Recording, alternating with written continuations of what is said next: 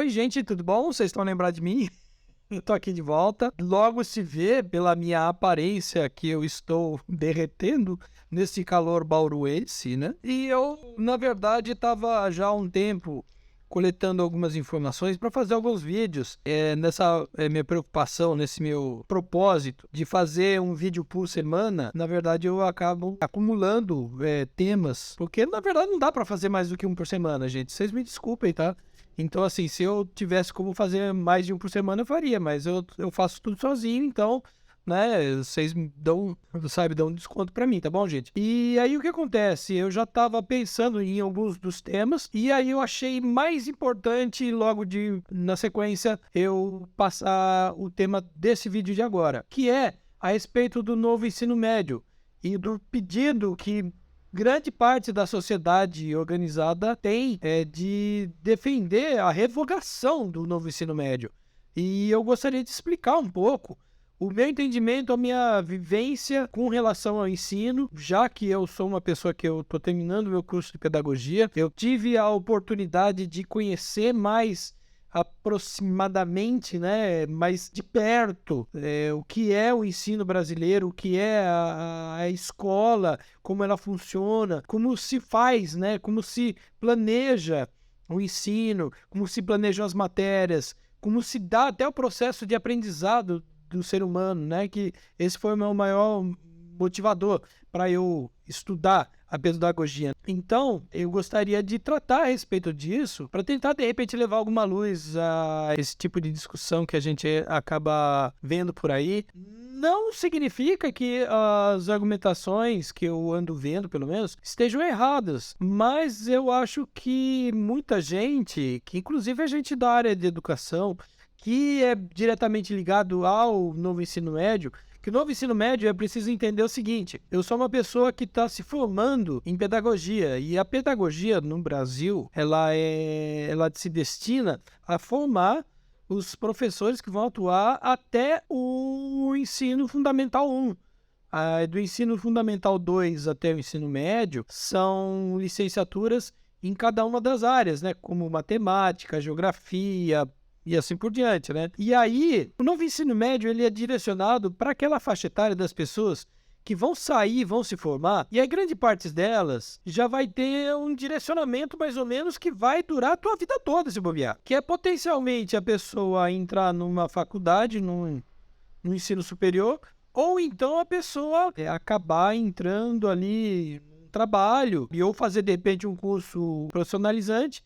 E muitas das pessoas, por uma questão de dinâmica da própria vida, de você ter os seus compromissos, de você ter conta para pagar, de você, de repente, formar família, ter filhos e tudo mais, você muitas vezes acaba não tendo oportunidade de fazer outros cursos, de ter outras formações, de ampliar a sua formação. Na história recente do país, a gente teve um momento que permitiu um certo upgrade em uma boa parte da população, que foram nos governos Lula e Dilma, que inclusive se estendeu para além até do governo Lula e Dilma, e que, na verdade, culminou nessa reforma do ensino, e que tem como base um ensino médio, e não só o ensino médio, porque a gente tem uma coisa chamada BNCC, que é uma base nacional, que é um currículo comum que todo mundo deve ter no país inteiro, que já é uma coisa complicada. E eu vou tentar explicar um pouquinho a minha visão do porquê é complicado. Preciso lembrar que antes de existir a BNCC,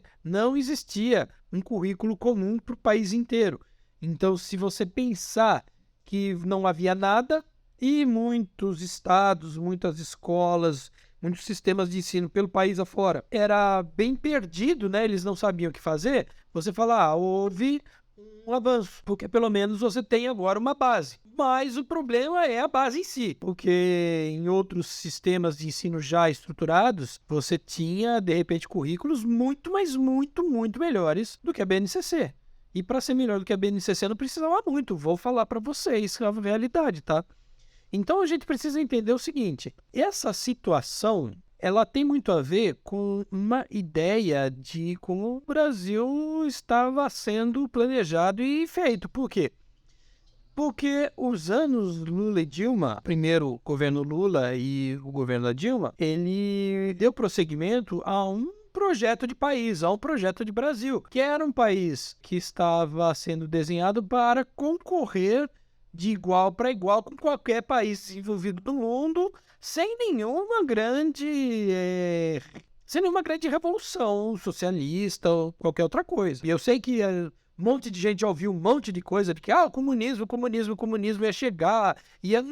Mas nunca teve comunismo. O PT, enquanto ele governou, ele nunca ensaiou um golpe de Estado ou uma revolução. Ele nunca trabalhou para fortalecer os movimentos sociais, sindicatos, os grupos de trabalhadores. Ele nunca amou o proletariado, ele nunca fez nenhum trabalho de base que seja prevendo uma revolução. Tanto é que, quando começou a virar em 2013, tudo aquele tipo de coisa que aconteceu, que daí começou com todo o movimento para tirar Dilma, que a gente já viu, né? Como é que aconteceu? Cara, assim, não existia nenhuma estrutura mínima para proteger o governo. Uma estrutura, uma rede de proteção do próprio governo da Dilma, do próprio PT. Então o negócio foi destrutivo e foi rápido, foi fácil, foi assim, foi rápido e rasteiro, né? Um negócio assim de uma precisão cirúrgica, porque na verdade ninguém previa uma virada de mesa, um golpe de Estado, nada. E a gente vê, inclusive, com a volta do Lula na presidência, que continua não existindo nenhum tipo de plano mirabolante de tomada do poder. Ao contrário do antigo hospedeiro da presidência, que, na verdade, tudo que ele queria durante os 4 anos era guardar dinheiro para poder dar um golpe de Estado. Ele queria ser o reizinho do Brasil. E muitos dos seguidores dele é o que eles querem ainda, né? E o que a gente precisa levar em consideração é a questão de que a instituição do BNCC, ele tem muito a ver com um projeto neoliberal, que eu acho que um monte de gente já ouviu falar, e a gente acaba pensando no neoliberalismo como uma coisa que não é um grupo que tem a ver com a burguesia brasileira, com a nossa elite, que eles têm essa ideologia neoliberal, é a forma de capitalismo que eles têm a ver, né, que eles têm afinidade, que é um capitalismo que ele não é produtivo, ele é especulativo, ele é de mercado financeiro e que ele é muito cômodo para a nossa burguesia, porque essa burguesia ela não precisa produzir, ela não precisa ter fábrica, ela não precisa ter loja, ela não precisa ter empresa gerando riqueza para o país, porque a riqueza que vai para eles é simplesmente da especulação que se tem, né, de papéis, de títulos, de ações e tudo mais. Então, na verdade, é um formato em que, na verdade, todo o resto que compõe a economia de um país e que estrutura e segura, né, como um país se desenvolve, com seus moradores, a sua população e tudo mais, isso é desinteressante para todos eles. Então, eles não têm o menor interesse que a população não tenha porcaria nenhuma, porque a população ela vai estar passando fome, que se dane, a população não dá nada para mim mesmo, eu ganho tudo do mercado financeiro. Mas a população não tem trabalho, eu não me interesso com isso, porque a minha fonte de enriquecimento não tem nada a ver com o trabalho, não gera emprego para ninguém. Então, não é interessante para que essas pessoas sustentem uma estrutura governamental ou uma estrutura estatal, que aí vai desde leis, normas, que fiquem dando sustentação a todo esse populacho aí. O povo que se vire. E aí a questão é que, quando a gente teve o golpe lá em 2016 contra a Dilma Rousseff, a gente teve a aplicação dessa ideia, dessa mentalidade neoliberal. E isso fica muito evidente quando a gente analisa as reformas que foram propostas, principalmente a reforma da Previdência, a reforma trabalhista, mas tem vários outros tipos de coisas que aconteceram, que na verdade elas seguem o mesmo tipo de desenho de sociedade que eles planejaram, eles conceberam que seria a sociedade ideal para o Brasil, para benefício deles e de mais quem? Provavelmente de mais ninguém. Aí o que a gente precisa ter ideia de que A nossa elite, a nossa burguesia, ela redesenhou as funções, a estrutura, seja da economia ou da sociedade brasileira, que fosse, digamos assim, uma estrutura em que o Estado, que eles costumam dizer Estado mínimo, não é exatamente o Estado que ele é mínimo mesmo. Ele é mínimo para o grupo populacional dos trabalhadores, dos pobres, das minorias, dos movimentos sociais, mas que ele possa estar atuante e sempre atento aos desejos, às necessidades, às demandas da burguesia. Então o Estado precisa sempre estar atento ali para si. Puxa vida, a burguesia tem aí uma empresa que está falindo. Vamos proteger essa empresa. Tem um banco que está falindo. Tem alguma coisa que está quebrando. Eles não estão conseguindo ganhar muito dinheiro. As empresas que foram compradas, as antigas estatais, diminuiu a sua rentabilidade, a sua lucratividade. Não, precisa dar todo o suporte para que o lucro deles esteja garantido. Então, na verdade, é um desenho em que o sistema ele sustenta, e ele é todo redesenhado apenas para sustentar a burguesia. E o resto, sinto muito, o resto não é importante, porque, teoricamente, você montando um sistema que a burguesia ela esteja sempre ali sendo tratada, né? Chuchu beleza, né? A burguesia ela vai estender os seus tentáculos de benignidade para o trabalhador, para o mais pobre, para as regiões carentes, sabe? Isso vai se espalhando naturalmente, porque o sistema ele é perfeito da forma como ele é. Eu tô sendo irônico, tá, gente? Então a questão é que esse foi o desenho que foi feito para o país. E aí, com esse Estado mínimo para toda a população, para os trabalhadores, para os pobres, para os periféricos, para as minorias e tudo mais, toda a estrutura desenhada para que ela se esvazie da sociedade. E uma das engrenagens que compõem o sistema, né, da sociedade é a educação. Então, é preciso entender que a BNCC e o novo ensino médio, eles foram desenhados nessa onda de você reformar toda a sociedade brasileira para ela atender o grupo que é o grupo das pessoas mais ricas do país, e não para a população. Então, se você olhar o formato da BNCC, você vai ver que a BNCC, e você pode ver qualquer tipo de análise que se faz da BNCC. A BNCC ela é baseada em duas coisas: competências e habilidades. Presta atenção. O que é competência? Competência é aquilo que você sabe fazer. Você é competente na hora de calcular? Você é competente na hora de ter raciocínio rápido? Você é competente na hora de resolver problemas? Isso é competência. Habilidade também é a mesma coisa. Você consegue fazer contas, dois tipos de contas de matemática ao mesmo tempo. Isso é uma habilidade que você tem. Você consegue correr e você consegue falar ao mesmo tempo. É uma habilidade que você tem. Então, o que acontece? Essas competências e habilidades, elas já são amplamente pregadas no mundo corporativo, nas grandes empresas, nas grandes multinacionais, nos escritórios. Os cargos mais badalados, eles são cargos que as empresas elas investem pesadamente em treinamentos para desenvolver as pessoas em competências e habilidades. Competência e habilidade significa o que exatamente? Significa que, por exemplo, se você é um biólogo, por exemplo, você vai trabalhar numa empresa qualquer, você não vai trabalhar necessariamente para ser biólogo. Aquela empresa vai chamar você, vai falar, você tem ensino aí superior, tá, com biologia? Então, beleza, eu acho bastante legal, porque você demonstra que você tem uma capacidade, uma cultura interessante, mas assim, a gente tem interesse em investir na sua pessoa, para você desempenhar aqui uma função. Essa função, mas eu não sei nada sobre isso, essa área não é biologia que eu me formei. Eu estou dando esse exemplo de uma pessoa que é formada em biologia.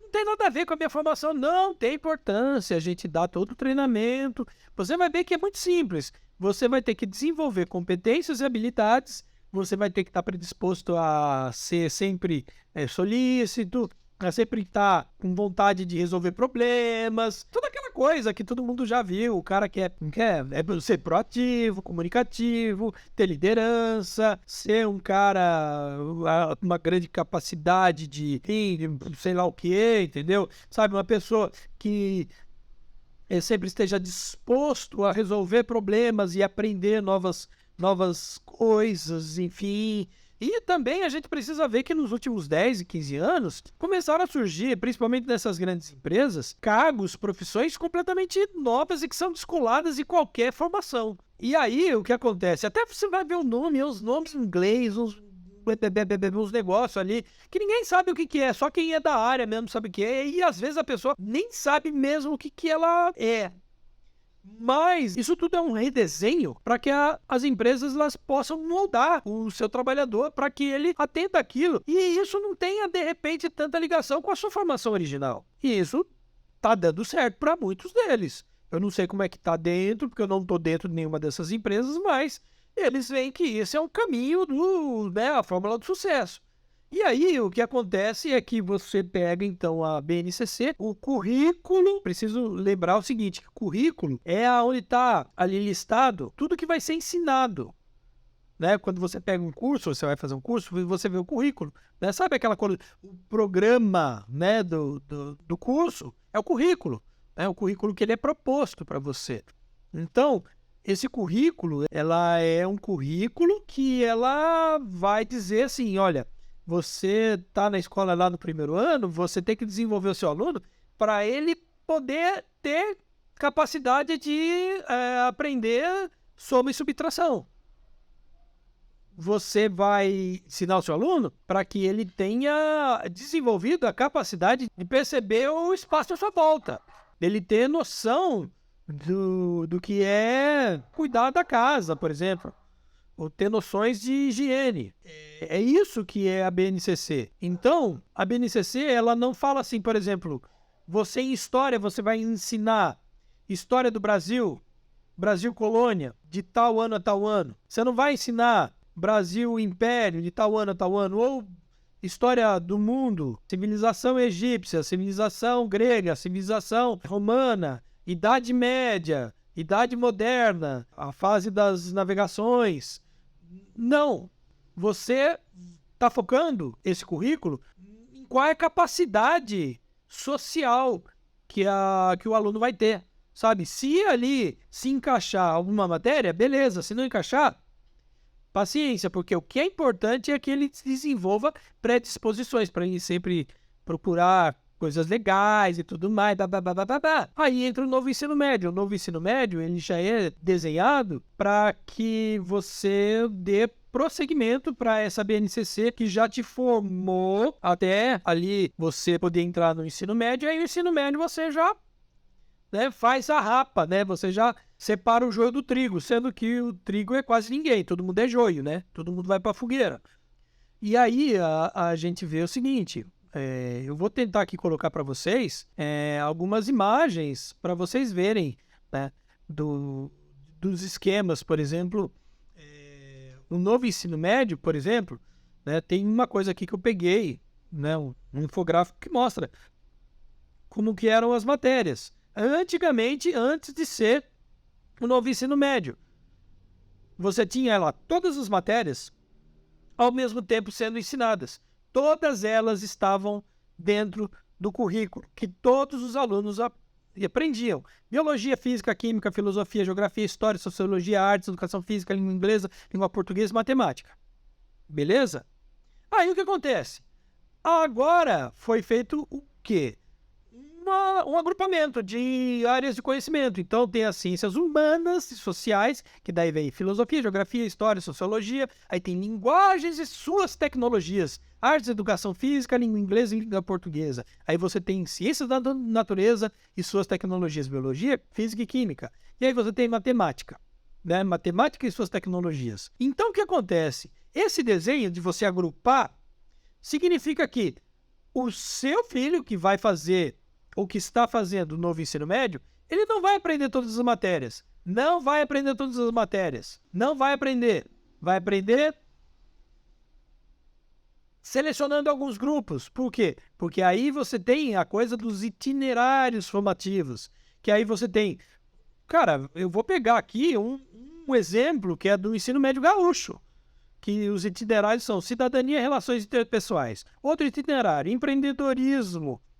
Como se uma criança né, um adolescente já tivesse que aprender a abrir a sua MEI para fazer bolo de pote, né?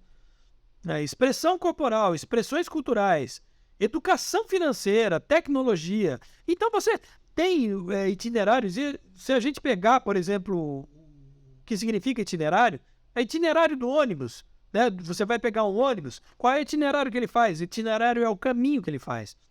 Quando um veículo tem um itinerário, significa que ele vai escolher um caminho para ele ir. Não significa que ele vai ficar passando para tudo quanto é rua. Então, matéria era como se fossem as ruas. O itinerário significa o seguinte: você vai pegar uma rua, vai para cá, pega outra rua, vai para lá, e o resto das ruas, ou melhor, e o resto das matérias? Você não vai passar. Você vai se formar, você vai ganhar o seu diplominha e você não vai aprender. Então, a questão é o seguinte: uma pessoa que ali fez uma escolha da ciência da natureza, ela não vai saber nada de filosofia, de geografia, de história. Uma pessoa que, escolhendo um itinerário que está baseado em linguagens, ela não vai saber nada de física, de química, de biologia e assim por diante. A única coisa que segura ali, que eu vi, é matemática e acho que português. Porque é base, né? Porque a gente precisa ler, escrever e fazer pelo menos as 4 operações básicas na matemática. O resto, alguma coisa você não vai aprender, só que tem uma coisa. Você não vai aprender, mas se você quiser entrar no curso superior, você quer fazer uma FUVEST, você quer fazer ali, entrar na USP, na Unicamp, você quer entrar na Unesp, você quer entrar em alguma universidade aí que tem um processo seletivo que seja uma prova, um vestibular, a prova é de todas as matérias, viu? Você vai fazer medicina, ou você vai fazer engenharia, você vai fazer psicologia, você vai fazer artes visuais, que você fala, nossa, mas são áreas completamente diferentes. Mas o vestibular, que qualquer um desses cursos faça, tem todas as matérias. Então, o que você precisa entender, meu caro amiguinho, é que o seu filho, depois de formado, ele não vai conseguir passar em vestibular nenhum. Por quê? Porque ele não estuda nada de alguma matéria. E todas as matérias caem no vestibular. Ou seja, seu filho nunca vai conseguir entrar numa universidade. E para isso ele vai precisar estudar por conta própria. E aí eu quero ver. Ter que estudar por conta própria por quê? Ele não teve a oportunidade de estudar. Ele não teve a oportunidade de aprender. Ou então ele vai ter que se acostumar que ele não vai passar mesmo, ele não vai entrar mesmo. E daí ele deixa o espaço ali para o cara que está no colégio particular. Que o colégio particular ele vai pegar essas coisas de formação, e aí ela vai fazer os itinerários dele. Ele faz os itinerários mais malucos do mundo, porque daí ele cria módulos de matérias e de um monte de coisa, e ele vende a mais além do curso que ele já está pagando. Então, para a escola particular, é show de bola, porque ele vai oferecer milhares de coisas maravilhosas para o seu aluno, para o seu cliente. O pai vai pagar com gosto, porque ele está vendo que o moleque vai ficar chupetão ali de saber todas as coisas, mano. E aí, ele vai entrar, de repente, ali, vai concorrer a uma vaga ali na USP, na Unicamp, na Unesp, numa uma federal, sei lá o quê. Porra, cara, ele sabe tudo e um pouco mais. Ele estudou, ele viu tudo e um pouco mais. E você não viu nada, entendeu? E é esse que é o problema. Você não viu nada e você tá ali chupando o dedo. E você não vai entrar. Acabou. É isso. Para entrar, você vai ter que fazer um esforço danado. Então, gente, o que eu quero dizer para vocês é isso, gente. Assim, a escola pública, eu acho que não deve ser também muita novidade para vocês. A escola pública foi feita para o povo, para o pobre, e a escola particular foi feita para o rico. E é isso aí. A nossa elite está tratando de se certificar de que nenhum aluno de escola pública consiga ocupar o espaço que ela acha que é dela, que é ali ter uma formação de nível superior. É isso. Então, toda essa mudança do ensino médio, de BNCC, foi feito para colocar a gente de volta para o nosso lugar, no nosso patamar, que a gente nunca devia ter pensado em sair daí, entendeu? É isso aí, acabou. Sem ilusão nenhuma. Desculpa, gente, né? Então a gente precisa também entender uma coisa. Isso tudo que eu falei a respeito do novo ensino médio seria se o ensino médio, a escola pública do ensino médio, estivesse funcionando perfeitamente bem. Mas ela não está. Ou seja, nem da forma como foi pensado em ela funcionar, ela tá menos do que o mínimo. Sem contar que muitos dessas propostas, elas simplesmente não têm como ser tratadas na escola, porque precisaria ter laboratórios, aquela ideia de que você teria acesso ao curso profissionalizante, o curso técnico. É mentira. Na verdade, muitos desses cursos técnicos exigiriam salas de aula especiais, laboratórios especiais, ferramentas, equipamentos especiais. E nenhuma escola tem nada disso. Então, você não tem esse ensino técnico. E não vai ter, porque ele não vai comprar, o governo não vai comprar, o governo não comprou e esquece. Então, além de você não ter todas as matérias que eram as matérias que poderiam te garantir a possibilidade de você entrar numa universidade, o ensino técnico, que era tão prometido, que ia fazer com que você trabalhasse, arranjasse emprego, você também não vai ter. Por quê? Esse ensino técnico exige espaço especial, sabe? Você precisa de ferramenta, você precisa de equipamento, e equipamento que não é barato, equipamento que não é pequenininho.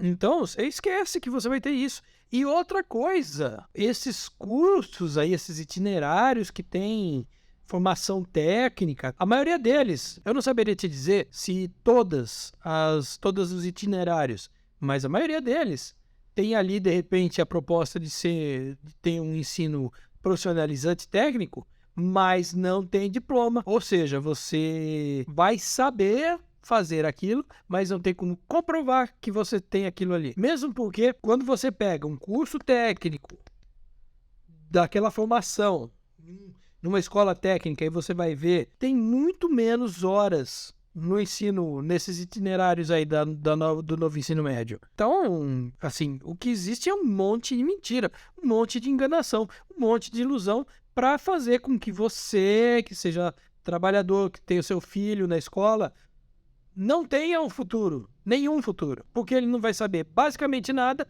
não vai ter a formação que você achava que ele ia ter, não vai ter o emprego rápido, e mesmo se tiver a formação, ele não vai ter como comprovar que teve a formação porque não tem diploma. Maravilha, né?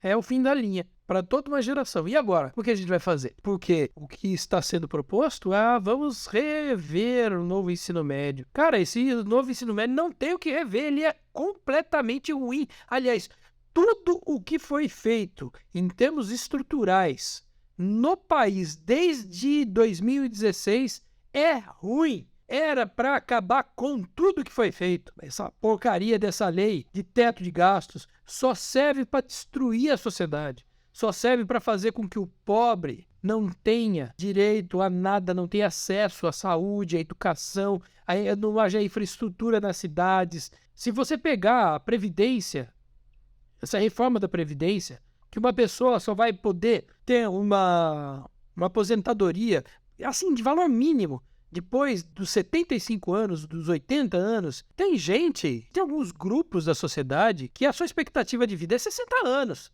Esses grupos não vão se aposentar. E são grupos que representam uma parte muito grande da população.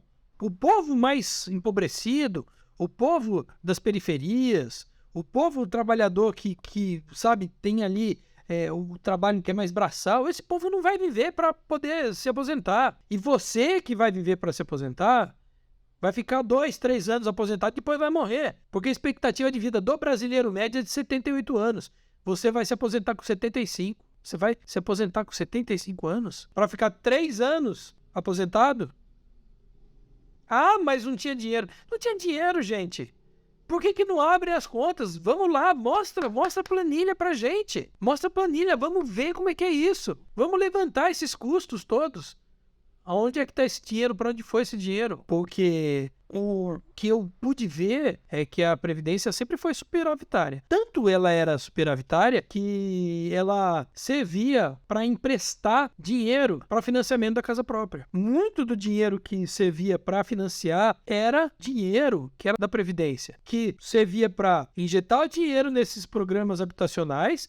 O povo comprava a sua casa, pagava a sua casa, voltava o dinheiro e o dinheiro não acabava.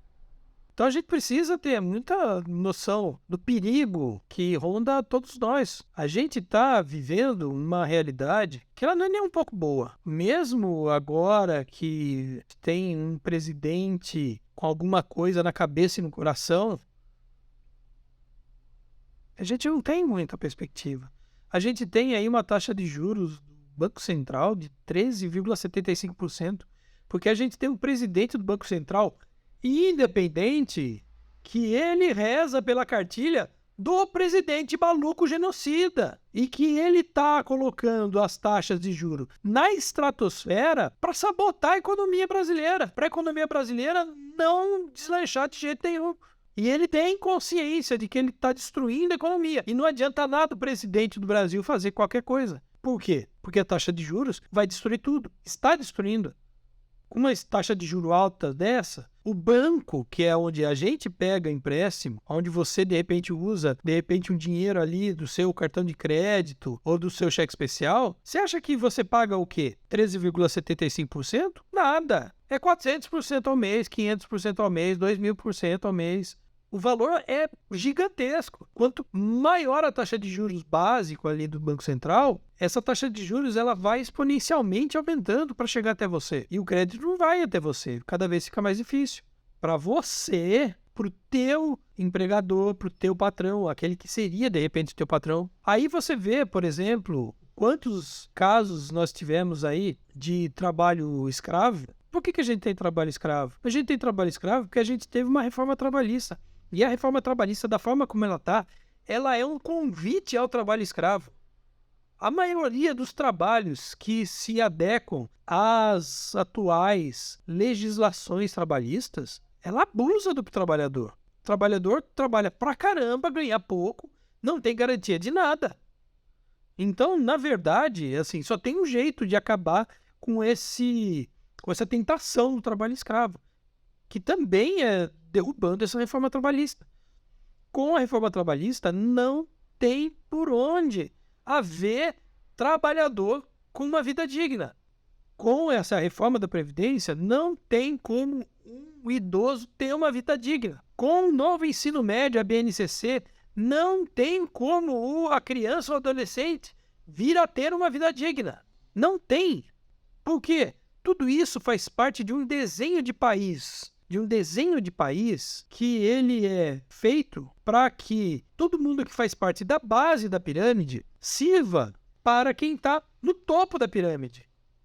E todos aqueles que estão no meio da pirâmide vão lá para baixo. Porque não precisa ter nada no meio.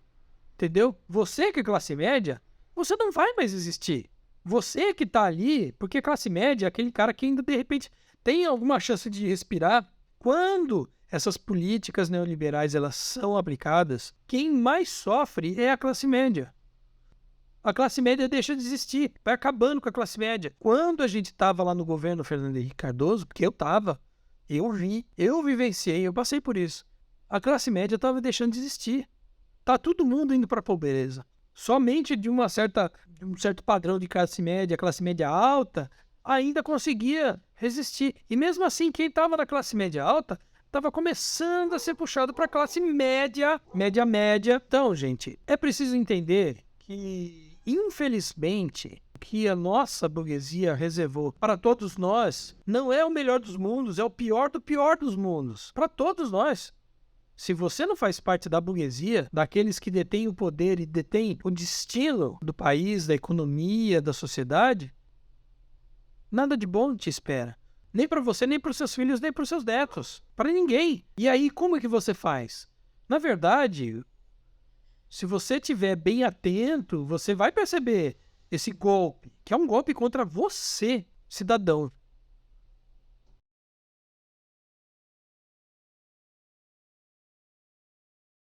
É aquilo que está acontecendo. É pânico moral. É o medo. É o medo do fantasma do comunismo. É o medo de que vai chegar alguém e vai tirar a tua casa. Quando o pessoal fala de taxar grandes fortunas, que são os milionários, os bilionários, você que está aí morando numa casinha de 30 metros quadrados, tá achando que você vai perder o quartinho que você tem para ser dividido ali com o cara do MST. Por quê?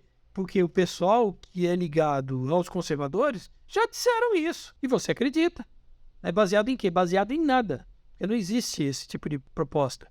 Você que está ali com o seu carro, que faz 10 anos que você não troca de carro, você acha que você vai perder o carro. Porque o governo comunista vai tirar o teu carro, vai tirar a tua casa, tua casinha ali que você, sabe, mal consegue sustentar. Só que não é o comunismo que tira a tua casa e o teu carro. É o capitalismo que tira. Quando você fica atrasado ali no seu financiamento do carro, da casa, quem que tira? É o comunismo? Quantas vezes eu já vi pessoas que chegou a pagar mais da metade do financiamento, não é do valor do que financiou, do financiamento, mais da metade do financiamento, mas atrasou 3 prestações, perde a casa, perde o carro. Só que o que você não sabe é o seguinte, que quando você faz o financiamento de uma casa, por exemplo, se você pegar tudo que você pagou, o valor que você paga é relativo a 3 ou 4 casas que você compra. Daria para comprar 3, 4 casas.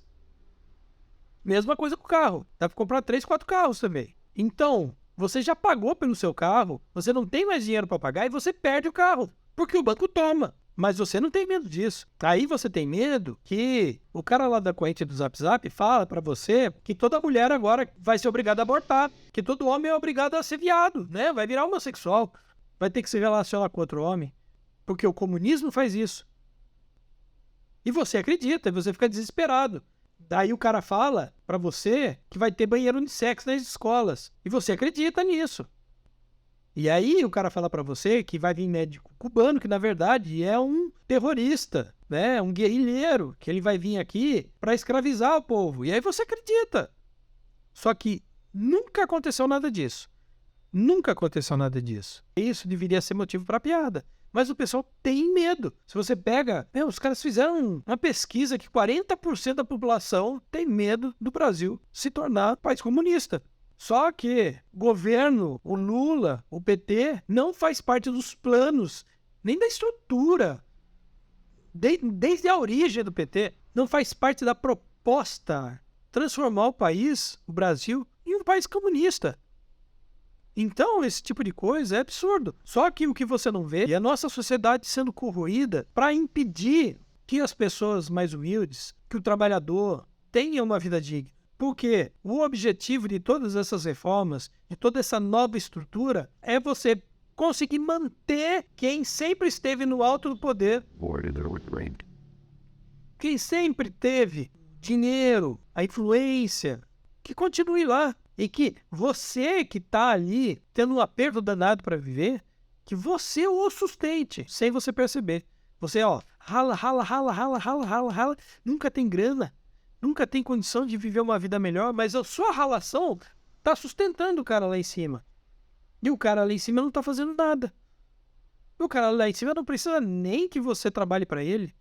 E se for para trabalhar, vai ser trabalho que te contrata temporariamente, sem nenhum vínculo empregatício, sem nenhum direito, sem 13º, sem férias, sem nada, sem nenhuma garantia. Basta você ver quem defende esse novo ensino médio, essa BNCC, sabe? As grandes empresas. Cara, você pega, por exemplo, o iFood, o Uber, eles defendem aí o novo ensino médio. Por quê? Porque para você trabalhar de Uber, você não precisa saber nada. É uma garantia que vai ter, muita mão de obra disponível para trabalhar de Uber, para trabalhar entregando comida no iFood. O que eles não percebem é que o mesmo cara dessa população toda que está lá no carrinho do Uber ou para entregar comida do iFood é o cara que também vai comprar comida do iFood. E o cara que potencialmente seria o comprador de comida do iFood não vai ter grana para comprar comida no iFood. Por quê? Porque tá todo mundo trabalhando entregando iFood.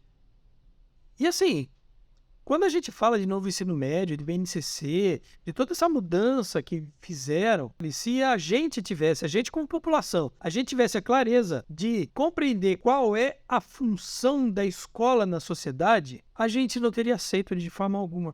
Mas ninguém sabe qual é a função da escola. Se eu perguntar para você, qual é a função da escola, o que você vai dizer? Vai ensinar a ler e escrever, vai ensinar matemática, vai ensinar português, geografia, inglês, biologia, história. Mas você já parou para pensar que todas essas matérias, elas são, na verdade, áreas de conhecimento científico. Por acaso, quando você vai no supermercado, lá você tem acesso à história, geografia, matemática, português, literatura. Quando você vai, de repente, num clube, você tem acesso ali à história, filosofia, sociologia, literatura, você tem matemática. Quando você vai para o shopping, lá você tem acesso a história, filosofia, sociologia, biologia, física, química. Quando você vai para a igreja, lá você aprende, por acaso, história, física, química, biologia, sociologia, geografia. Não. Porque o único lugar dentro da sociedade que você tem acesso ao conhecimento científico, que isso é conhecimento científico, isso é ciência, o único lugar que existe na sociedade para você ter acesso a isso é a escola. Fora da escola, você não tem acesso nunca a nada ligado à ciência, a nenhum tipo de ciência.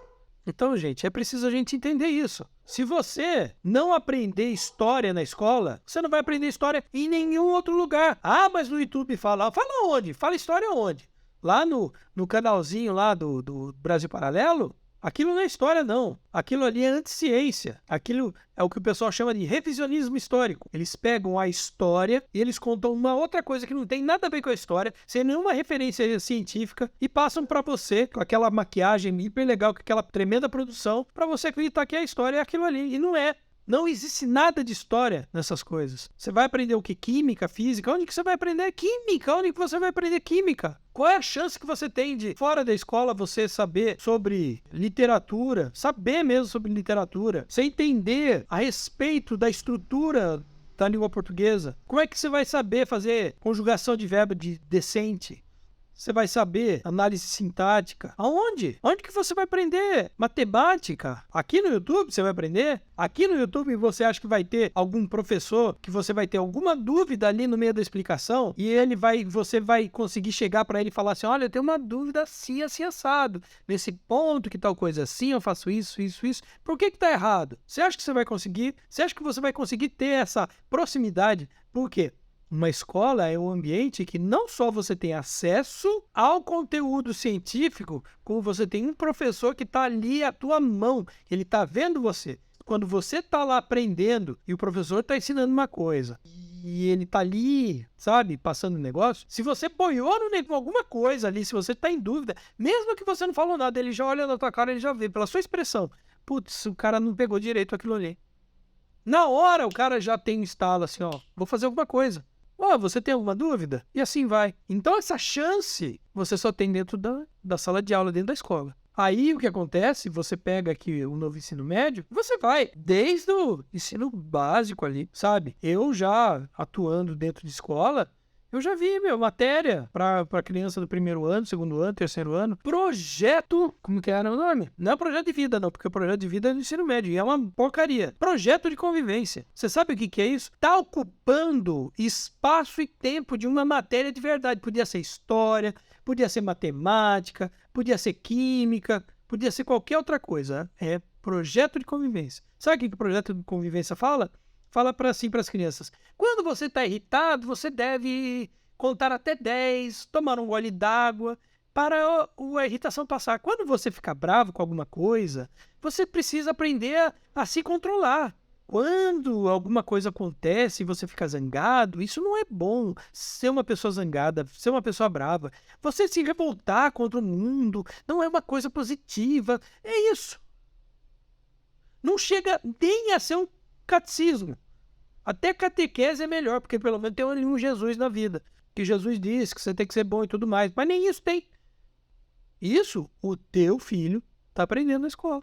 E era para o teu filho estar aprendendo outras coisas, né? Aliás, era para o professor pegar esse tempo que está falando esse monte de groselha, que isso, na verdade, você teria que aprender, se tem que aprender em algum lugar, é em casa, não é na escola. O seu filho está deixando de aprender, de repente, alguma coisa sobre história, está deixando de saber sobre a pré-história, sobre o Egito Antigo, sobre a Grécia Antiga, sobre a Babilônia, está deixando de saber sobre geografia, sobre o que é ilha, o que é praia, o que é planície, o que é planalto. E tá aí aprendendo a contar até 10 quando ele ficar com raiva. É isso. Nossa, que conteúdo científico, né? Baseado em que ciência é isso? Nenhuma. E aí você tem ali, projeto de vida. Que projeto de vida, meu? Você não vai ter emprego, cara. Você não tem formação. Que projeto de vida que é? Aí os caras vão colocar matéria, educação financeira. Educação financeira é para quem tem finança, para quem tem dinheiro. Se você ganha mal pra caralho e nunca sobra dinheiro, você vai fazer educação financeira pra quê? Você acha que você vai investir o dinheiro que te falta em quê? Você vai investir em quê? Em bolsa, hein? Você vai comprar ação de algum lugar? Você não vai investir em nada porque você não tem dinheiro. Aí o cara vai lá e tem uma matéria que chama O que rola na mídia. O que rola na mídia? Meu filho, você não precisa de uma matéria de escola que te tome tempo de alguma matéria, de algum conteúdo científico para você querer saber o que tá rolando na mídia, o que saiu, qual é a nova dancinha do TikTok, qual que é a nova treta que tá tendo entre os famosos. Gente, isso daí, se você ligar a televisão e botar no TV Fama, você vai ter essa aula muito melhor do que você vai ter dentro da sala de aula, por causa dessa porcaria, dessa reforma do ensino. Aí você começa a perceber o seguinte, que todas essas coisas são as gorduras, junto com aquele negócio do medo do comunismo, sabe? A preocupação que você tem com um assassinato ali que saiu lá no programinha do Datena, o pânico moral, junto com isso, são um monte de groselha, um monte de bobagem, que vai encher a sua cabeça de um monte de besteira pra você não perceber que você tá fudido, que você não tem vida, que você não tem futuro, você, nem teu filho, nem ninguém. E você quer saber o que é pior? Que a gente levantando as discussões a respeito do novo ensino médio, disso tudo que está acontecendo já há um bom tempo, a gente percebe, e vários estudos já existem nisso, de uma coisa, o neoliberalismo, quando ele entrou, porque o neoliberalismo é uma coisa que ele já vinha sendo testado ali, já nos anos 80, em alguns países e algumas questões, né? Teve o caso da Margaret Thatcher lá na Inglaterra, teve a questão do Chile lá com o Augusto Pinochet, que já era, de repente, alguns testes e que vem sendo colocado aqui. Quando acabou, quando caiu o bloco soviético, aí o mundo capitalista ele se viu livre de alguma ameaça que pudesse servir de sombra ou de ameaça para sua hegemonia. E aí vamos implementar no planeta inteiro o neoliberalismo. Não conseguiram, mas é isso que eles querem, entendeu? Então a questão é a seguinte, a gente precisa saber que neoliberalismo, a gente pensava que era simplesmente, o liberalismo é uma variedade do capitalismo, desse capitalismo que a gente conhece. Então o neoliberalismo é uma variedade também, uma nova roupagem do capitalismo e tudo mais. Só que o que a gente vê sendo desenhado é o neoliberalismo como um sistema, um recrudescimento, não sei se você entende essa palavra, mas uma piora do capitalismo. Muito pior, mas uma coisa que é em si só um outro sistema. E que ele é baseado em você ter uma sociedade com um Estado mínimo, que o que tiver de Estado é só para proteger, para garantir os benefícios dos grandes burgueses, nada para a população. Só que esse nada para a população, ele precisa ter uma garantia de que a população não perceba que ela está sendo enganada, que ela está sendo ludibriada, que ela está sendo explorada. Aí você tem o quê? Você tem a figura da igreja, essa igreja que está fanatizando, você tem a figura dos líderes conservadores, do medo, do comunismo, de um fantasma. Aí você tem, sabe, todo um pânico moral, que de repente todo mundo vai virar viado, vai virar sei lá o quê, sabe? E aí é discussão do que acontece ali, você viu lá o Big Brother e tal, porque os caras brigaram disso, aquilo, sabe?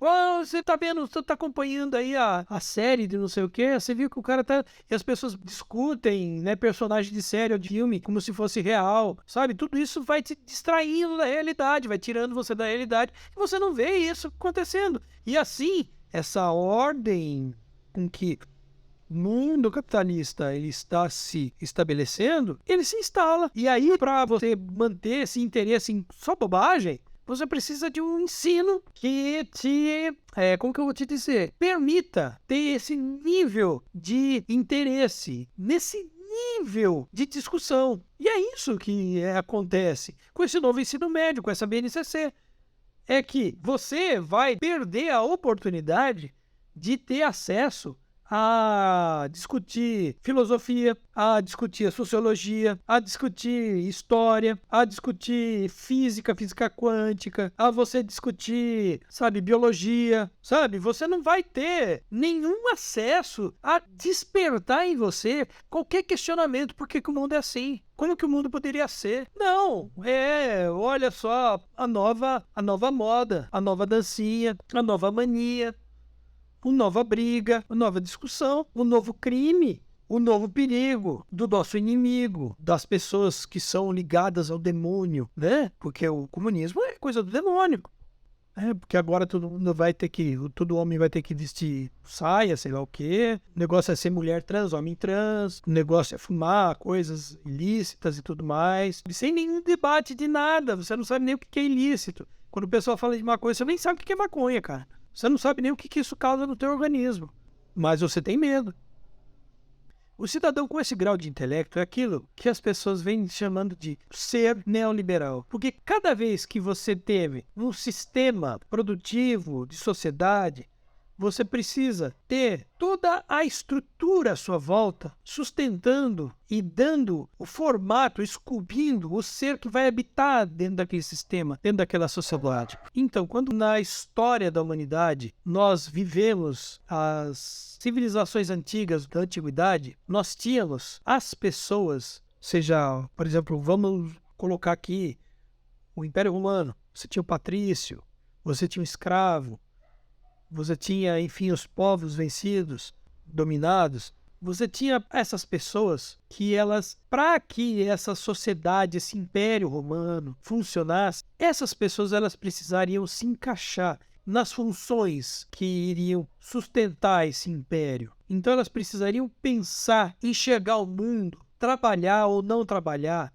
mandar ou obedecer, de acordo com os ditames que iriam sustentar esse sistema. Quando a gente chegou, por exemplo, na Idade Média, seja o senhor feudal, ou seja o servo, ou seja, enfim, o sacerdote, ele precisou estar moldado com a sua mentalidade, com o seu comportamento, com o seu estilo de vida, encaixado na forma como aquela sociedade se organizava. Então, nesse caso, você tinha o ser humano medieval, sabe? Aquelas crenças, aquele desenvolvimento da sociedade, aquela mentalidade medieval, ela faz parte daquele sistema. Fora daquele sistema, o ser medieval, ele não funciona, ele não se dá bem. Isso tem todo um arcabouço de pensamento do mundo, de como o mundo foi criado e tudo mais. Tanto é que, basta você ver, quando começa a ter a época das expansões marítimas, que você tem uma quebra de um paradigma que existia com relação a como é que é o mundo, como é que é o planeta Terra. Isso mudou para nunca mais voltar àquela mentalidade antiga, medieval. Por quê? Porque você enxergar um mundo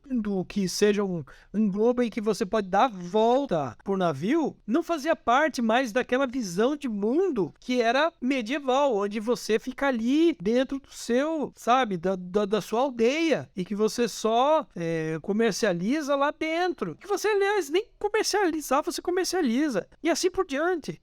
Então, o que acontece? Quando foi se desenvolvendo o sistema capitalista, o capitalismo precisou de alguns séculos também para se estabelecer e para tomar essa forma, que é o capitalismo que ele é dominado pela burguesia. Esse capitalismo dominado pela burguesia precisou que o cidadão capitalista ele tivesse dentro de um comportamento, de uma visão de mundo, de um estilo de vida que permitisse que esse sistema girasse e que isso desse certo. E aí a gente vê o seguinte, aí que entra o ser neoliberal, que não é o mesmo ser capitalista. Ele tem que ter um estilo de vida. Que é esse estilo de vida que você vê esses coach aí maluco, que a gente tira tanto sarro? Mas é essa mentalidade que é necessário para que o sistema gire, para que você seja explorado do jeito como o sistema precisa para ele rodar azeitadinho. Você quer saber o que é isso? Isso é a nova ordem mundial. Sabe aqueles caras da teoria da conspiração que inclusive falam pra gente que o fantasma do comunismo vai vir aqui, vai destruir a tua vida e tal, não sei o que? Então, a nova ordem mundial não é comunismo não, amigo. A nova ordem mundial é isso aí, é neoliberal. E aí, tudo aquilo que não é liberal é uma ameaça. Por isso, a gente vê na geopolítica esse problema que tem com a China, com a Rússia, porque isso é uma ameaça não aos países hegemônicos, né, da geopolítica, Estados Unidos, Europa. Não é apenas isso, mas ao modelo de mundo, de sociedade e de ser humano que precisa existir para que essa sociedade nova nasça. É uma ameaça, porque o estilo de vida que eles estão tentando manter ou implementar, sejam lá os chineses, sejam os cubanos, venezuelanos, russos, não tem nada a ver com isso. Não tem nada a ver com esse tipo de coisa. Sejam eles mais inteligentes ou menos inteligentes, mais capazes ou menos capazes. A gente poderia até estudar e analisar ponto por ponto. Qual é o tipo de cidadão que é mais interessante você ser, de acordo com a proposta, com o sistema que cada ideologia oferece? Isso seria ótimo da gente ver, mas não é isso que a gente vai fazer agora. Mas eu tô colocando esse vídeo aqui só para colocar a pulguinha atrás da orelha de vocês, gente. Então é isso, tá? Infelizmente não tenho boas notícias para dar para vocês, como vocês podem ver neste vídeo, nessa singela vídeo. Mas assim, eu espero que vocês curtam, coloquem um joinha aí, curtam, me sigam, pelo amor de Deus. Coloca aí, escreve aí, diz o que vocês acham. Vamos ampliar esse debate, vamos lá, dê o seu parecer, vai. Comente aí o que você acha, porque se a gente começar a analisar mais a fundo a educação, tem muito pano pela manga aí, tem muita coisa pra gente dizer.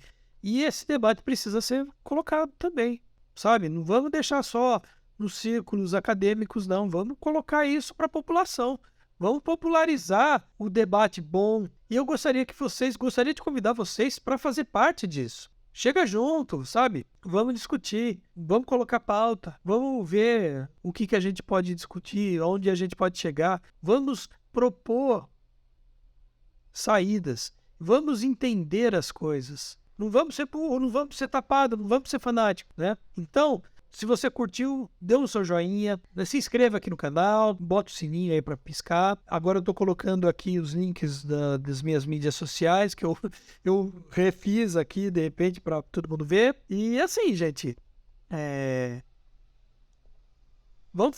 chega junto, vamos lá e vamos tratar mais assunto. O que não falta é assunto pra gente trabalhar, tá bom? Right for it. Cacholes, meus cacholes. Então tá.